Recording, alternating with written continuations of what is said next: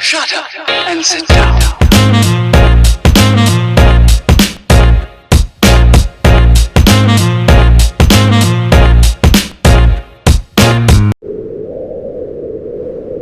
Good morning from a very sunny and windy Seminole Canyon. So in a different video you'll see that I ran the first half marathon I've ever run, official one at least, actually the only one. So now it's about 9:30. I'm going to go in to look at the little museum right in here, and then I have a reservation at 10 a.m. to do a tour of the like petroglyphs or something. Not entirely sure, but there's like a cave or something that you can go to. It's like Panther Pictograph cave site, I think it is. So anyway, it's like the Fairview, I don't know, I probably should have read my ticket. Follow me for more travel advice. Anyway, so yeah, so this will be good, and then I'll just tack this onto another video of stuff that's similar. So yeah, it's really cool. I really love this part of Texas.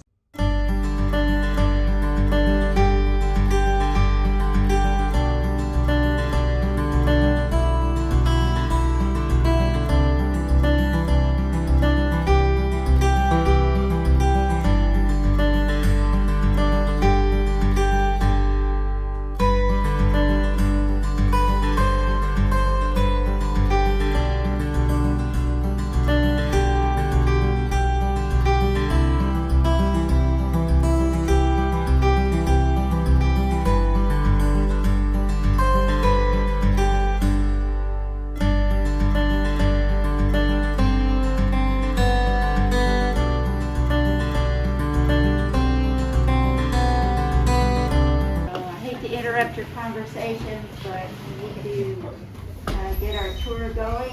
A lot of you are going to be already very knowledgeable about where we're going, but for those of you who have not, a little bit of introduction. We're heading down into the canyon. It's about a 200-foot elevation difference, so a lot of steps going down, a lot of steps coming back up. We'll be walking along an uneven canyon floor, going up the side with no steps, and then into two shelters. The second shelter has rubber mats. We need to stay on those rubber mats because we're walking on what's called burned rock middens. If you happen to step off, and I notice, please don't take offense if I remind you to step back on. We don't want to kick up any more dust unnecessarily. Also, please no touching the walls at any time. No food, gum, tobacco products of any kind. You are welcome to drink from your water bottles. Any questions? If at any time you feel like you can't continue on the tour and you want to hang back, don't just hang back and not inform me. We need to know. We had an incident yesterday with a lot of Border Patrol people out here. So we need to make sure that we stay together as a group, and if not, I need to inform headquarters that there is a lone person or a couple.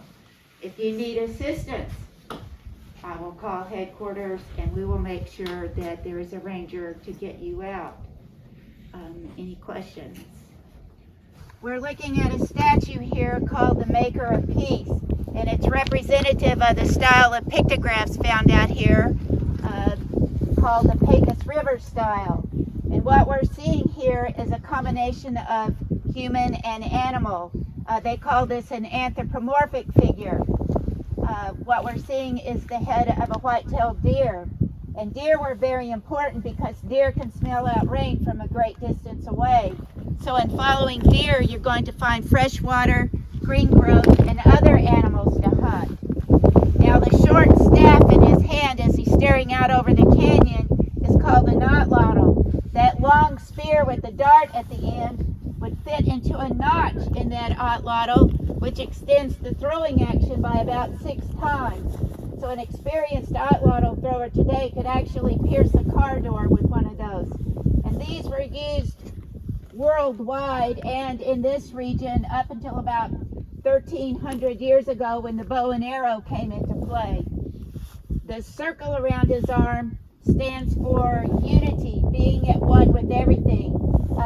Early Paleo Indians, Archaic Indians, Native Americans that everything was endowed or imbued with spirit. The land, rocks, plants, animals, the sky, everything. So that just shows our connectedness. The staff at the circle and the bird represents soul flight.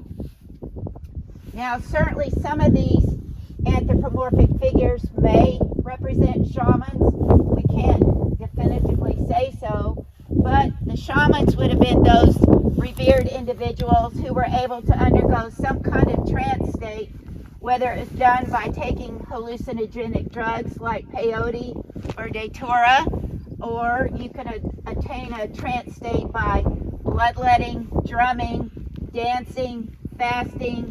So multiple ways in order to commune with the spirit world. The gold medallion around his neck represents painted pebbles, some of which may have been fertility offerings, and not so much in the context of wanting to have a child, but more in the context of Mother Earth being fertilized with rain from above. And then the material over his shoulders would have been the hides of the animals that they hunted, and also showing the revered status of this individual. And then if you look around his waist, you see a girdle embossed with other images found throughout these canyons.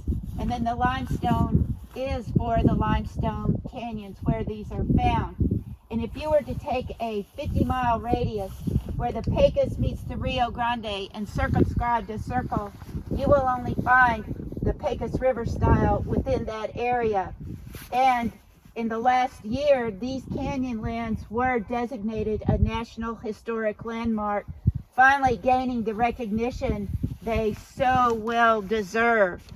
Doesn't give us any money, but the distinction. Now, protection.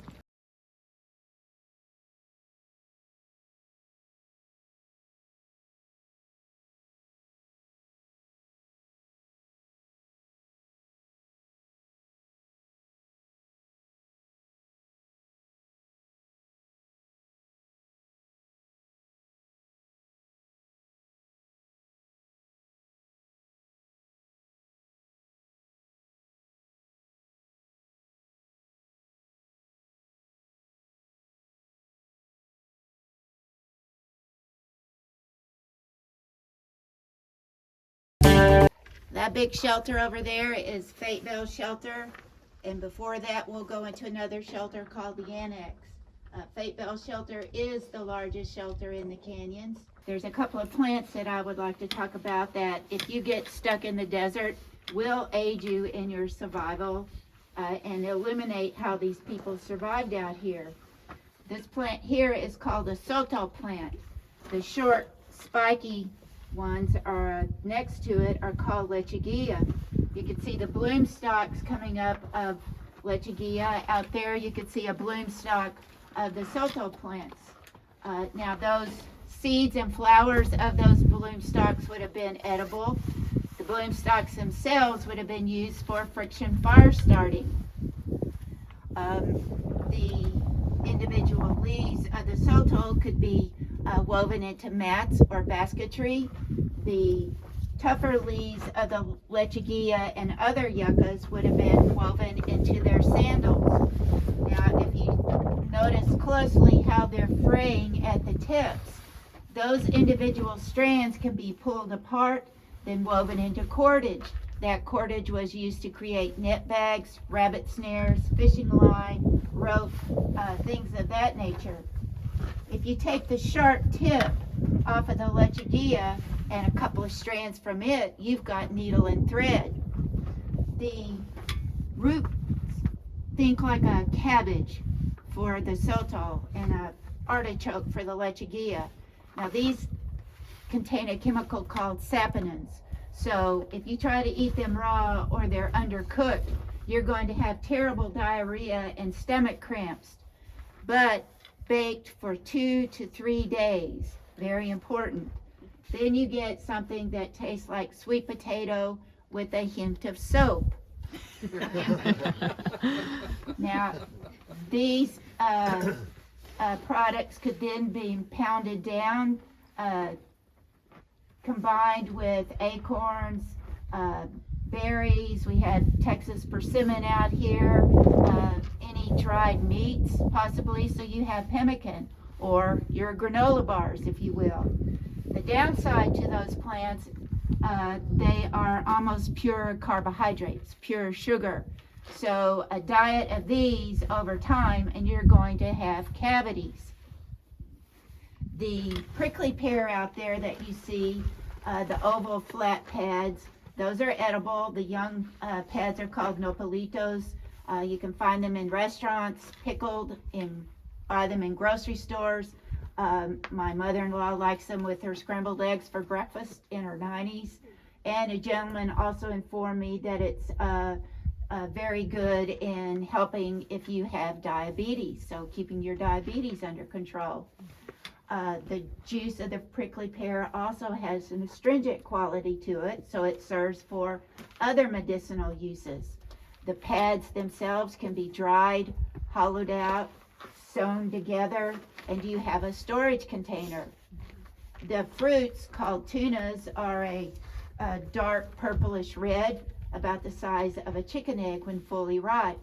And some researchers believe that that could have been a time during a bountiful harvest that the small bands could come together and celebrate the harvest. Now, Fayetteville Shelter, at its best of times, would probably support maybe 35 people, but on average, think 10 to 15. So think of small or expanded family groups living out here in these canyon lands. So during a bountiful harvest, they could come together, celebrate, exchange stories, goods, as well as mates. You would have to look for a mate outside of your family group if you're going to survive out here for the thousands of years that they did.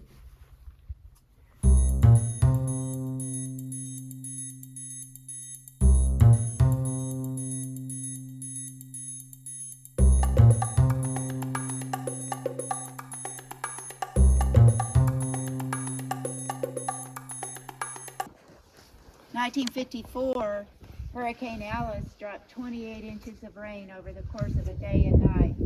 By the end of the next day, the Pecos River had risen 90 feet. The Rio Grande 66 feet.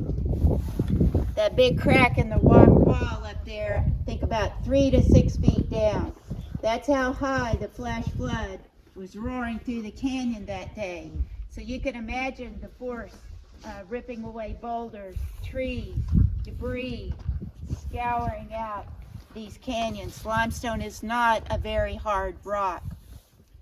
Now the ranchers who lived out here thought, well, let's go see the Pecos. We've never seen it this high. So coming from Comstock, 4 of them got into a vehicle. It stalled on the old bridge crossing Seminole Canyon up there.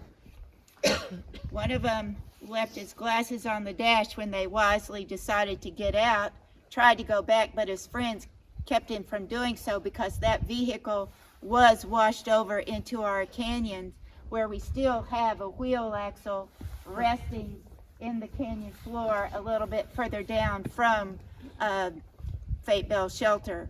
The mountains you see to the southwest of us are called the Serranías del Burros. They are the northernmost fingers of the Rocky Mountains in Mexico, and they produce supercell tornadic thunderstorms. We don't have the historical data, but we do have satellite imagery showing the production of those thunderstorms. So, and I can tell you, as a park host out here for 7 years, I have experienced some of those incredible thunderstorms. It's quite terrifying to be in the midst of it in a travel trailer, which is one of the last places you want to be. And it is one of the reasons too why you just can't go hiking in the canyons here, because of the unpredictability of thunderstorms blowing up on us. When it rains, rain interacts with carbon dioxide in the air, releases carbonic acid. So standing water is eating away at the limestone. And then, of course, we have wind erosion as well. So all of those factors combined to create these wonderful canyons that we have today.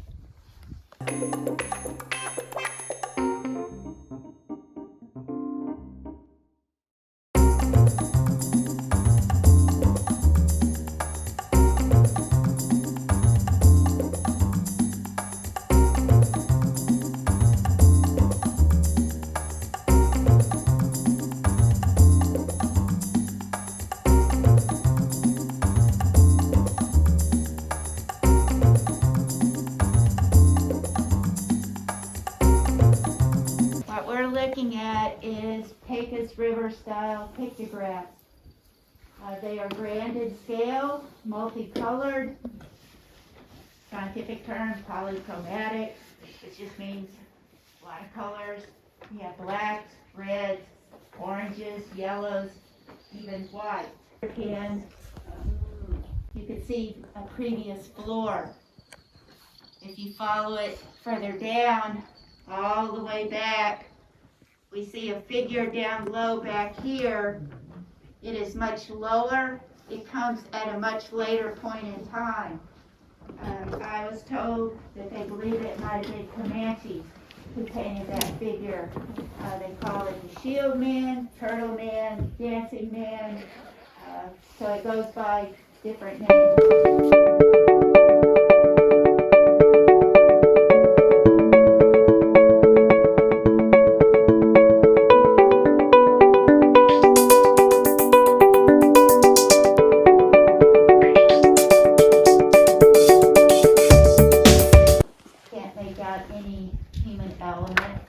Like this figure here, it is called a zoomorphic figure. And anyone want to tell me what they think that is? A deity?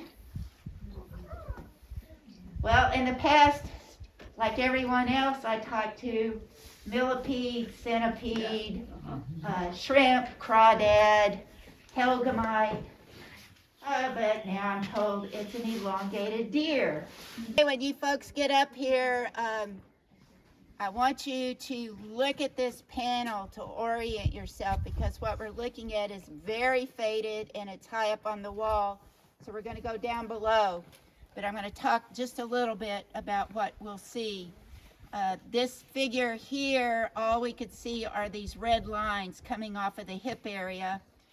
This cluster of figures here, we'll see this oval figure, possibly this right here and along here, and this anthropomorphic figure.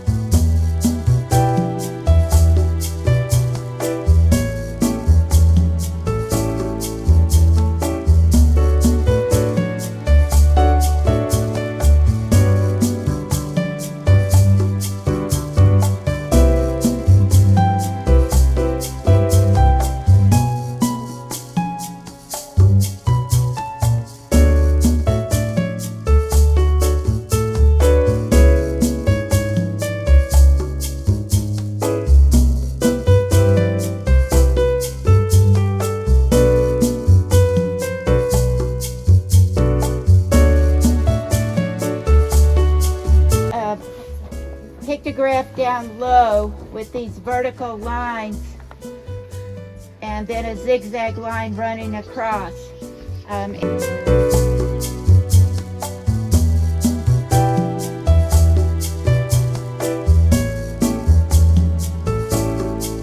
There is about 12 to 13 feet at its deepest level of the burned rock middens.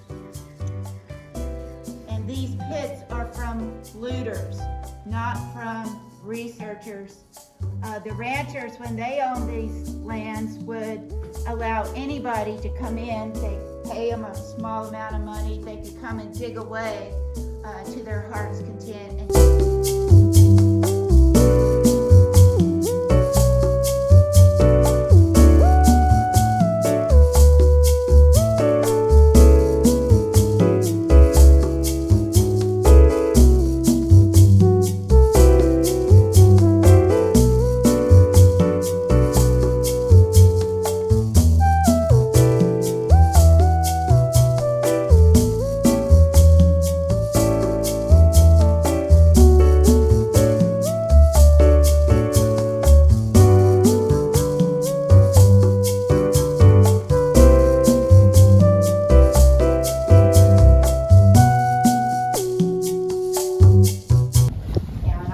Trying to duplicate onto a 2D surface, maybe it's the feet showing them in a circle about this central figure, maybe even dancing about the central figure. And if that's the case, then this becomes the earliest example for perspective in North American art.